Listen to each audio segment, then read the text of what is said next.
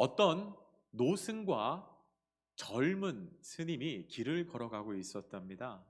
이 길을 걸어가는데 옆에 시냇가를 만나게 된 거예요. 그런데 한 젊은 여자가 물에 빠져서 살려달라고 허우적대고 있었습니다. 그런데 물놀이를 하고 있었는지 이 여자의 의상이 상당히 짧고 민망했습니다. 젊은 스님은 구해주고 싶었지만 멈칫한 거죠. 민망하니까. 그런데 늙은 스님은 노승은 아무렇지 않게 물에 첨벙 뛰어들더니 쭉 수영을 해서 그 젊은 여자를 딱 안고 이렇게 딱 나오더랍니다. 젊은 스님 입장에서 조금 뭔가 마음에 불편함이 있더래요. 자기도 구할 수 있었는데.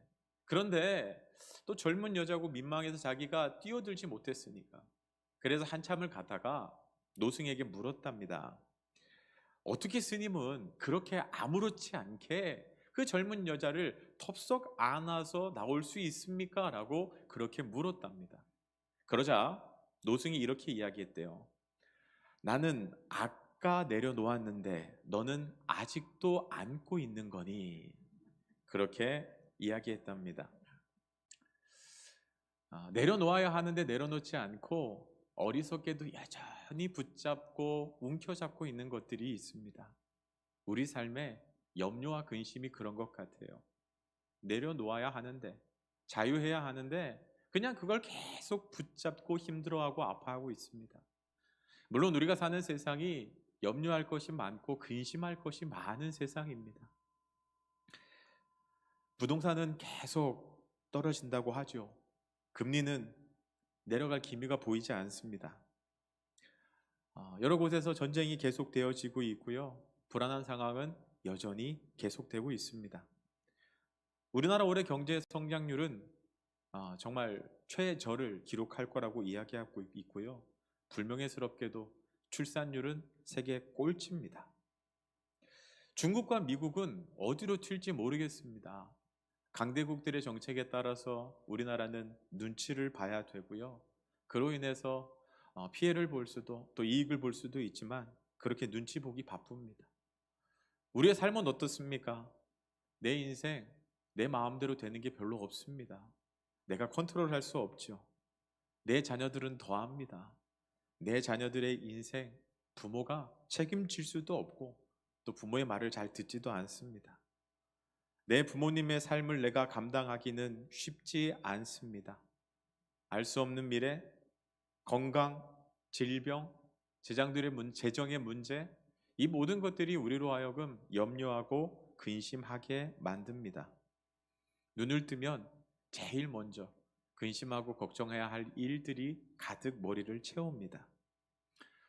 아이들을 학교에 보내고 직장에 출근하고 혹은 부모님을 홀로 남겨두고 우두커니 서 있고 나면 흔들리는 우리의 마음을 주체할 수가 없죠. 상대적으로 덜 염려하는 사람은 있겠지만 아예 염려하지 않는 사람은 없습니다. 누구나 다 염려하고 근심하며 살아가죠. 이 염려요. 성경에서는 염려를 무엇이라고 표현하는가 하면요. 헬라어 메림나오라고 하는 단어를 사용하는데 이 단어는요. 두 단어의 합성어입니다. 나누다라고 하는 동사와 마음이라고 하는 명사가 합혀진 게 염려라는 단어예요. 염려는 무엇인가? 우리의 마음이 나누어졌다는 걸 의미합니다. 여러분, 우리의 마음이 하나가 되어서 한 곳을 바라봐야 되는데 그렇지 못하다는 거예요. 두 갈래로 나누어지고 세 갈래로 나누어지고 수십 조각으로 나누어져서 마음이 다 깨져버린 상태를 염려라고 이야기한답니다. 여러분, 나누어지면요 능력이 없어요. 나누어지면 머리가 아파요. 가정을 생각해 보십시오. 남편과 아내가 나누어졌다고 생각해 보세요. 그 가정 얼마나 머리가 아프겠습니까? 무슨 일을 할 수 있겠습니까? 교회가 두 개로 세 개로 나누어졌다고 생각해 보세요. 그 교회 조용할 날이 없습니다. 늘 시끄럽겠죠. 그뿐만 아니라 그 교회는 어떤 일도 할 수 없어요. 무엇인가를 하면 여기저기에서 반대하는 사람들이 가득할 겁니다. 그렇게 염려는 우리에게 부정적인 영향을 끼칩니다. 잠언 17장 22절에서는 이 염려가, 근심이 우리에게 어떤 영향을 끼치는지 이야기하는데요. 잠언 17장 22절입니다. 제가 읽겠습니다. 마음의 즐거움은 양약이라도 심령의 근심은 뼈를 마르게 하느니라. 심령의 근심, 심령의 염려가 우리의 뼈를 마르게 한대요. 여러분, 뼈가 마르는 고통이요, 얼마나 힘들면, 얼마나 고통스러우면 뼈가 마르는 것 같은 고통을 느끼게 만드는 것, 그게 염려라는 것입니다. 염려하기 시작하면요, 하나님이 우리에게 주신 것들을 온전히 누리지 못할 뿐만 아니라 우리의 몸이 상하게 되어 있고요, 우리의 영혼이, 우리의 정신이 병들게 되어 있더라는 것이죠. 이 염려가 우리에게 얼마나 부정적인 영향을 끼치는지, 심지어 목숨까지도 앗아갈 수 있다는 통계가 있습니다. 2차 세계대전 때 미국의 많은 젊은이들이 전쟁에 참가했는데, 그 전쟁에 참가했다가 전사한 군인들의 숫자가 35만 명이래요. 많은 젊은이들이 죽은 거죠.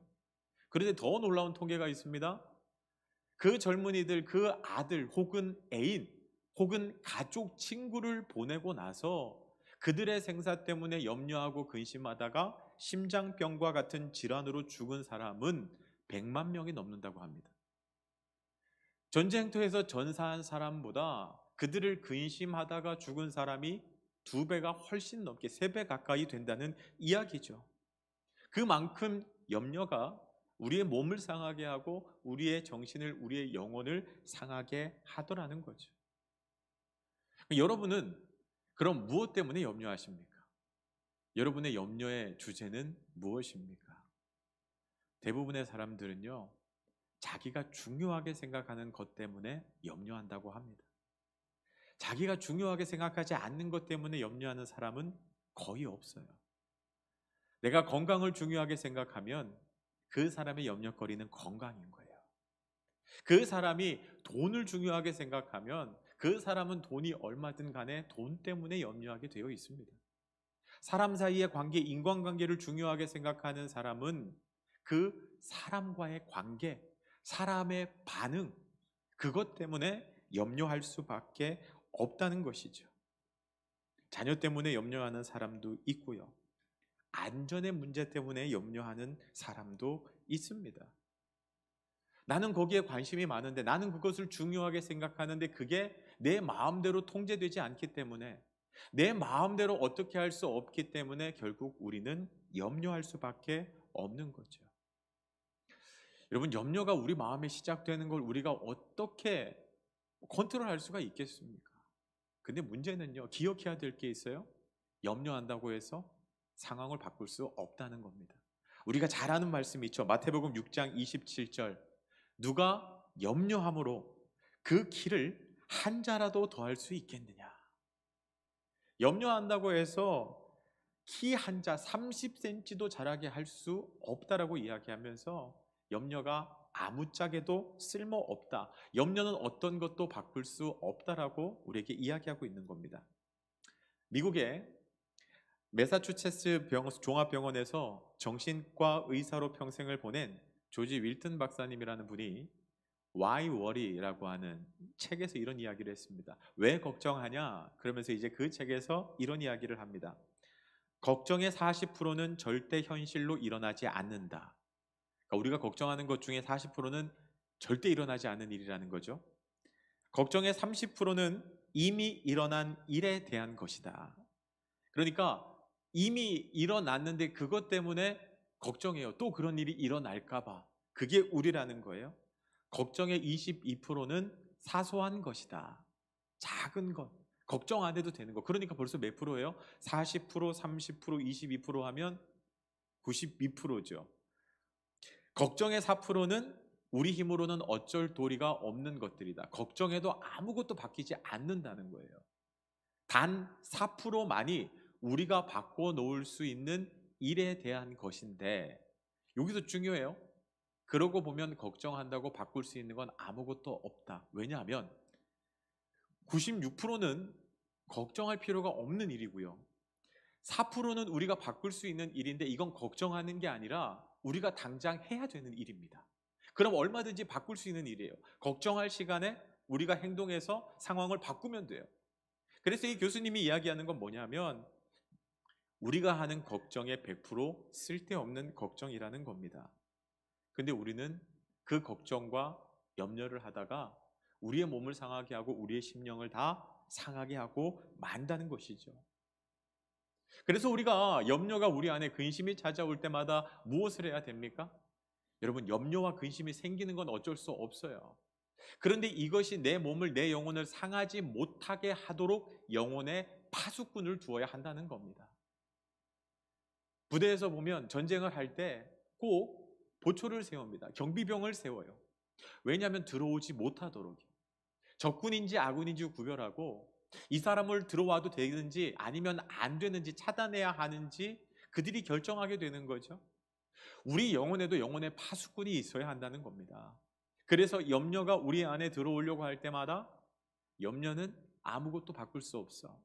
이 염려가 우리 안에 들어오게 되면 우리의 마음이 나누어지고 우리의 몸과 영혼이 상할 수밖에 없어. 그래서 영혼이 들어오지 못하게 해야 된다는 것이죠.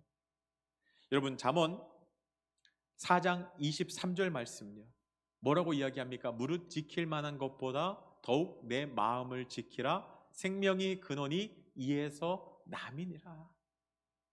여러분, 우리의 생명을 살리기 위해서, 우리 생명을 지키기 위해서 마음을 지키라는 거예요. 그래서 이 염려는 우리가 들어오도록 하면 안 되는 대상이라는 거예요. 오늘 설교 제목이 염려 스탑으로 시작합니다. 염려가 생길 때마다 우리의 영혼을 향하여 외쳐야 됩니다. 염려 스탑. 거기 멈춰. 더 이상 내 삶에 들어오면 안 돼. 내 인생에 영향을 끼치면 안 되라고 염려 스탑을 외칠 수 있어야 한다는 것이죠. 오스왈드 챔버스는 이 염려에 대해서 이렇게 이야기했습니다. 염려하는 것은 하나님의 돌보심에 대한 신뢰의 결핍을 드러내는 것이며 그분에 대한 일종의 무의식적인 모욕이다.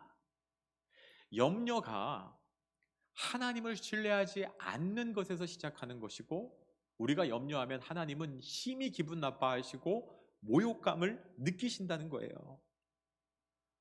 여러분, 근데 이 염려가 우리 인생에 자라도록 우리 마음을 장악하도록 놔두면 우리는 상할 수밖에 없습니다. 아마 그 대표적인 인물이 사울 왕인 것 같아요. 여러분, 사울 왕도 우리가 부정적으로만 알고 있지만 그가 처음 왕으로 기름 부음을 받을 때 그는 정말 이스라엘 민족 중에서도 단연 돋보이는 인물이었습니다.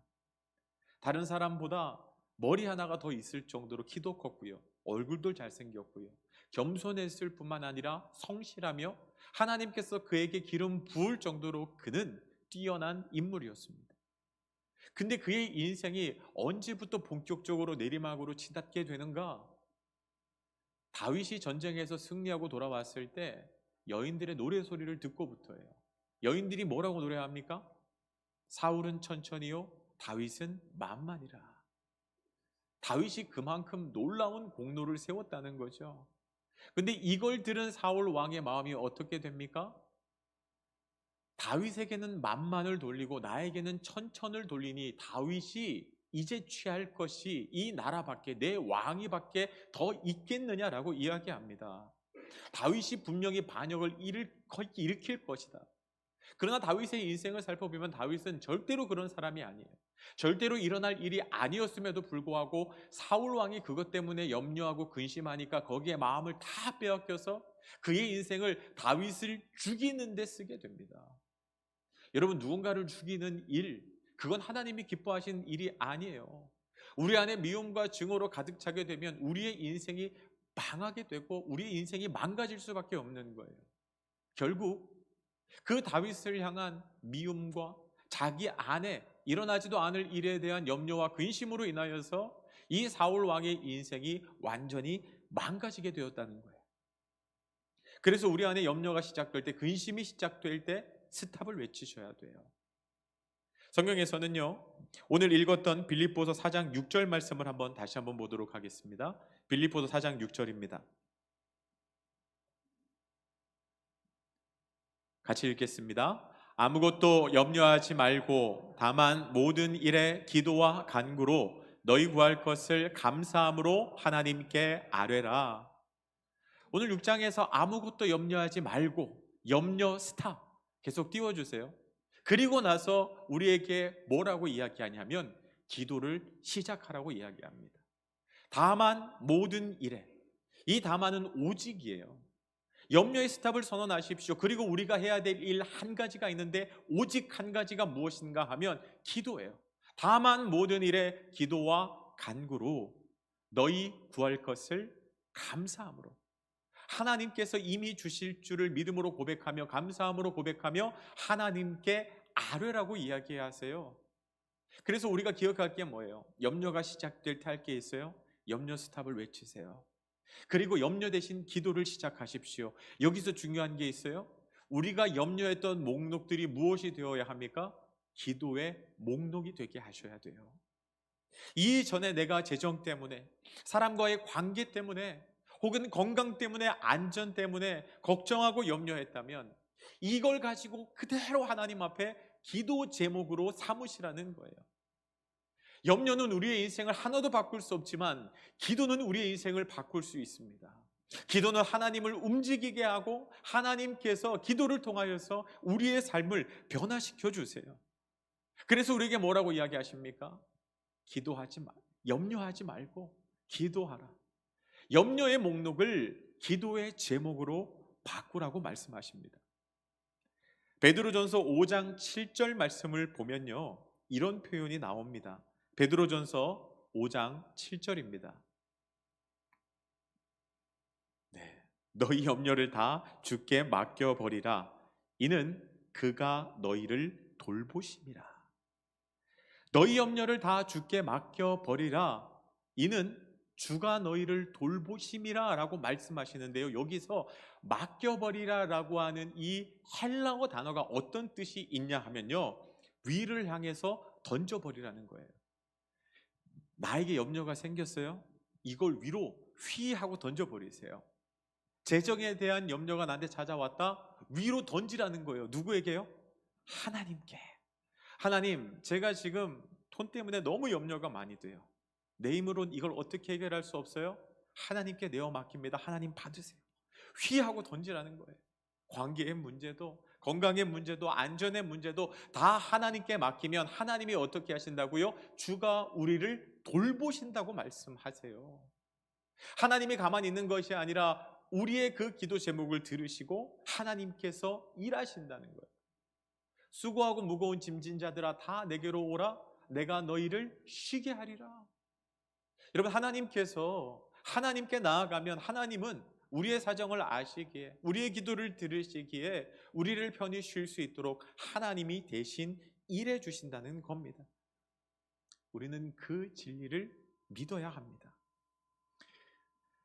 옛날에 백만장자가 있었답니다. 이 백만장자는 돈은 많은데, 돈은 엄청나게 많은데 걱정이 너무너무 많은 거예요. 그냥 걱정이 막 쏟아 들어오고 염려가 막 쏟아 들어오면 너무너무 힘든 거예요. 그래서 이걸 어떻게 해결할 수 있나? 그래서 친구와 이야기를 하다가 친구가 그랬답니다. 아니, 그럼 대신 걱정해 주는 사람을 고용해. 그래? 그러면 그 사람이 대신 걱정해 주고 대신 해결해 주는 거잖아요. 그래갖고 광고를 냈답니다. 대신 걱정해 줄 사람을 찾습니다. 월급 1,000만 원. 파격적이죠. 월급 1,000만 원이니까 사람들이 막 이렇게 모였을 거 아니에요? 지원을 했을 거 아닙니까? 그래서 그때부터 그 대신 걱정해 주는 사람을 고용하고부터 이 백만장자의 얼굴이 펴진 거예요. 근심이 없는 거예요. 근데 몇 달 후에 다시 얼굴에 그늘이 생겼대요. 그래서 친구가 찾아와서 물었답니다. 왜 얼굴이 안 좋아? 뭐 혹시 근심하는 거, 염려하는 거 있어? 그랬더니 그러더래요. 한 달에 1,000만 원 월급 주니까 너무 염려가 크다 이러더라는 거예요. 그랬더니 그 친구가 그러더래요. 그건 그 사람이 염려할 문제고. 무슨 얘기인지 아시겠습니까? 걱정해 주는 사람 있잖아요. 그 사람이 염려하고 답을 찾으면 된다는 거죠. 여러분, 대신 염려해 주고 해결해 주는 사람을 고용했잖아요. 그냥 작은 것 하나도 그 사람한테 맡기면 돼요. 그럼 다 해결돼요. 하나님이 우리에게 그런 분이세요. 내가 다 해결해 줄게. 대신 걱정해 줄게. 내가 다 해결해 줄 텐데 왜 네가 그것 가지고 염려하고 근심하니? 나에게 맡겨. 여러분, 너희 염려를 다 주께 맡기라. 이는 그가 너희를 돌보심이라. 하나님이 돌보시고 해결해 주신다고 약속하셨잖아요. 성경의 약속을 우리의 삶으로 살아내시기를 바랍니다. 여러분, 우리가 주님께 염려를 맡기고요, 그냥 가만히 계셔도 돼요. 헨리 나우원이 우리의 가장 위대한 선물이라는 쪽에서 그 공중에서 그 서커스 그네 타는 그 고개사들을 만난 이야기를 해요. 봤는데 너무너무 멋있더라는 거예요. 여러분 아시죠? 줄을 타고 이렇게 쫙 가다가 줄을 놔요. 그럼 앞으로 쫙 날아가면 저쪽에서 그네를 타고 와갖고 그 발로 이렇게 걸고 손을 딱 해서 딱 잡잖아요. 그렇죠? 그리고 나서 여기까지 딱 데려다 줍니다. 그게 너무너무 멋있어서 그 보통은 여자들이 이렇게 쫙 날잖아요. 그 고개사한테 가서 물어봤대요. 야, 어떻게 그렇게 멋지게 그 그네를 탈 수가 있냐라고 물어봤더니 이렇게 이야기를 하더랍니다. 그 비결은 공중을 나는 사람은 아무것도 하지 않고 붙잡아주는 사람이 모든 것을 하는 데 있습니다. 내가 조우를 향해 날아갈 때, 그 조우라는 사람이 나를 잡아주는 사람이에요.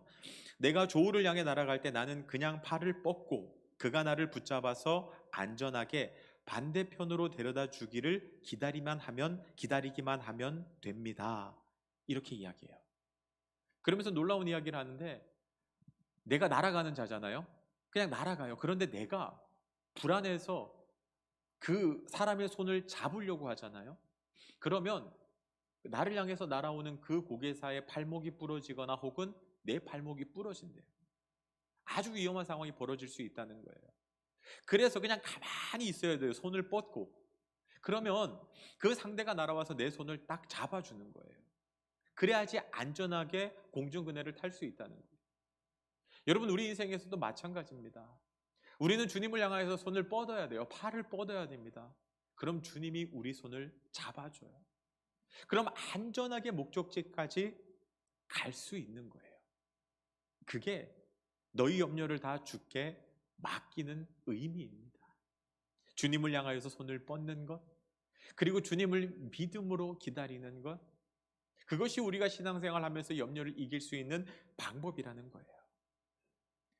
여러분, 우리가 염려하지 않아야 되는 이유, 그 이유는요, 하나님에게 있습니다. 여러분, 빌립보서 4장 7절에서 이렇게 이야기합니다. 아까 6절에서 아무것도 염려하지 말고 다만 모든 일에 기도와 간구로 너희 구할 것을 하나님께 아뢰라 라고 이야기했죠. 7절 말씀 한번 보겠습니다. 같이 읽겠습니다. 그리하면 모든 지각에 뛰어난 하나님의 평강이 그리스도 예수 안에서 너희의 마음과 생각을 지키시리라. 우리가 염려 대신 기도를 선택하면, 염려 스탑, 기도 스타트를 하면 어떤 일이 일어납니까? 모든 지각에 뛰어난 하나님이, 그 하나님의 평강이, 하나님에 대해서 어떤 분이라고 이야기하세요? 모든 지각에 뛰어난. 이게 무슨 뜻입니까? 하나님은 다 알고 계신다는 거예요. 너가 무엇이 필요한지, 그것을 어떻게 하면 너에게 줄 수 있는지 다 알고 계시는 분이시라는 거예요. 우리는 염려했어요. 하나님, 건강 때문에, 물질 때문에, 관계 때문에, 자녀 때문에, 안전 때문에 너무나도 힘들고 무섭습니다. 내가 도대체 어디에서 평안을 찾아야 될지 모르겠습니다. 염려하고 근심할 수밖에 없어요. 그런데 하나님이 이야기하세요. 나는 다 알고 있다. 마태복음 6장에서는 이렇게 이야기하죠. 공중의 새도 먹이시고 들의 백합화도 입히시는 하나님께서 하물며 하나님의 자녀들에게 너희에게 있어야 할 것이 무엇인 줄 모르겠느냐? 하나님 아버지께서는 이 모든 것이 너희에게 있어야 할 줄을 아시는 분이시다라고 이야기하는 거예요. 여러분, 하나님은 다 아신대요. 여러분, 부모가 자녀를 키우면서 이 자녀가 지금 어리고 아무것도 하지 못할지라도 부모는 준비합니다. 이 아이가 이제 유치원에 가겠구나, 초등학교에 가겠구나, 고등학교, 대학교에 진학하고, 그래, 취직도 하겠지, 결혼해서 자녀도 낳을 거야. 그럼 부모는 자동으로 무엇을 생각하고 무엇을 준비합니까? 이 아이에게 무엇이 필요할지요? 중학교에 가면, 대학교에 가면 결혼을 하기 위해서 집이라도 한 칸 얻어줘야 되는데, 아이가 태어나면 많이 힘들 텐데 그 아이를 내가 조금 도와줘야 될 텐데, 부모는 미리 무엇이 필요한지 알고 다 준비해요. 물론 우리는 사람이기 때문에, 연약함 때문에 다 알지 못하지만 하나님은 우리를 사랑하시고 완전한 분이기 때문에 무엇이 필요한지 다 알고 계신다는 거예요. 그래서 너희에게 무엇이 있어야 할 줄 아시는 하나님, 그게 빌립보서 4장 6절에 나오는, 7절에 나오는 모든 지각에 뛰어난 하나님의 평강이, 하나님은 염려하는 우리에게 다 아시는 하나님이 평강을 주신다는 거예요. 그래서 그리스도 예수 안에서 우리의 마음과 생각을 지켜주세요. 우리의 마음이 염려로 인하여서 가득 차지 않도록, 근심으로 인하여서 넘어지지 아니하도록 하나님의 평강이 우리를 압도하고 채워주시고 충만하게 하셔서 우리로 넘어지지 않게 하신다는 거예요. 저희 둘째가 한 2살, 3살 때였던 것 같아요. 가족이 휴가를 갔는데 수영장에 데려갔습니다. 바다는 아직 위험하고. 그래서 수영장에 딱 데려갔는데 얘가 이제 물놀이 하는 모습을 보고 싶은 거예요. 물에서 막 이렇게 막 발장구 치고 하면 얼마나 귀엽습니까? 그래서 만반의 준비를 했죠. 튜브를 사고, 그리고 이제 튜브 아시죠? 그 발, 아이들 같은 경우는 발이 쏙 빠지게 돼 있어서 거기만 들어가면 뭐 어떻게 해도 물에 빠지지 않습니다. 뭐 태풍이 이렇게 뒤집지 않는 이상은 안전해요. 그리고 이제 구명조끼 이렇게 팔에 끼우고 이제 물놀이를 하러 데려갔어요. 제 입장에서는 다 생각이 있었다고요. 다 준비한 거예요. 그런데 얘를 튜브에 딱 앉혀서 물에 띄우려고 하는데 난리를 치는 거예요. 막 거기서 막 비틀고 막 싫다고 막 무서운 거죠. 괜찮아. 아니, 안전하게 다 준비했어. 그냥 너는 저기에 떠서 유유히 그냥 즐기면 돼. 근데 아이는요, 안심이 안 되는 거예요. 결국 그날 물놀이 못했어요. 얼마나 난리를 치는지요. 저는 더 좋은 걸 주고 싶었거든요. 근데 이 아이는 그걸 몰라요. 근데 이게 우리의 모습은 아닙니까? 하나님께서 다 준비해 놓으셨어요. 너는 그냥 발 끼고 그냥 이렇게 편안하게 있으면 돼. 그런데 하나님 앞에 염려와 근심으로 난리를 치는 거예요. 하나님 안 된다고, 이건 아니라고, 이건 아니라고. 여러분, 하나님께 맡기시기를 바랍니다. 아무것도 염려하지 말고 다만 모든 일에 기도와 간구로 너희 구할 것을 하나님께 아뢰라. 그리하면 모든 지각에 뛰어난 하나님의 평강이 그리스도 예수 안에서 너희 마음과 생각을 지키시리라. 여러분, 주님으로 충만하시기를 바랍니다. 내 안에 주님 주시는 기쁨으로, 그 주님 주시는 평안으로 가득 채우시기를 바랍니다. 그때 우리의 삶이 아름답게 예수를 닮아 아름답게 물들게 되는 역사가 가득 넘칠 줄 믿습니다.